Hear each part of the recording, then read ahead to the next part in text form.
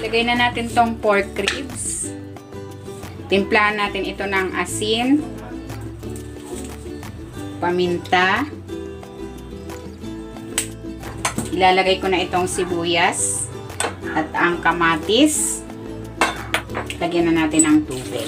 While waiting, kung hindi ka pa nakapag-subscribe sa aking channel, please subscribe at i-click mo na rin ang notification bell para lagi kang updated sa aking latest recipes.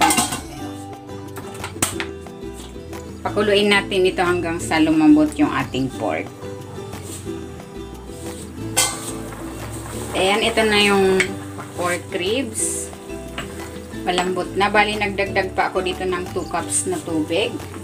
Ilalagay ko na dito yung gabi at ang sampalok. Yung sampalok, pwede nyo siyang pakuluan ng hiwalay at kunin na lang ang katas. Pero ako, gusto ko ihalo na lang dito.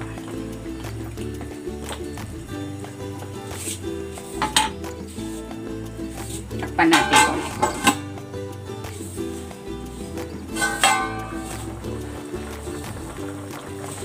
Ilalagay ko na rin itong labanos.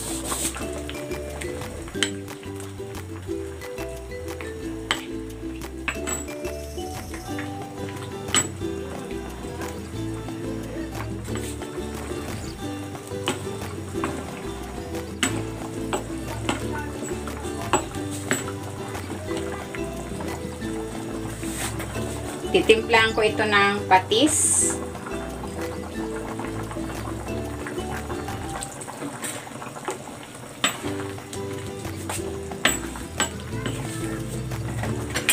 Lagay na natin tong sitaw, talong, at ang okra.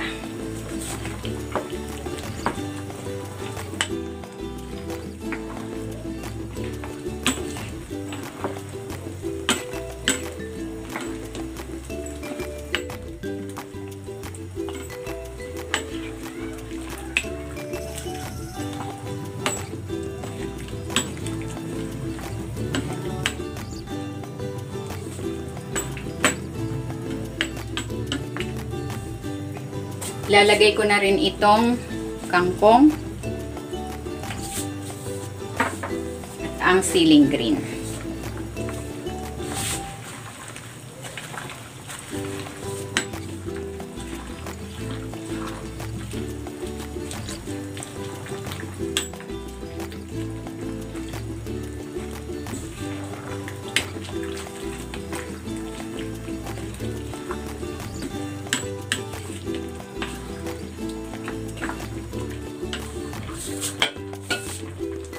Tikman na natin.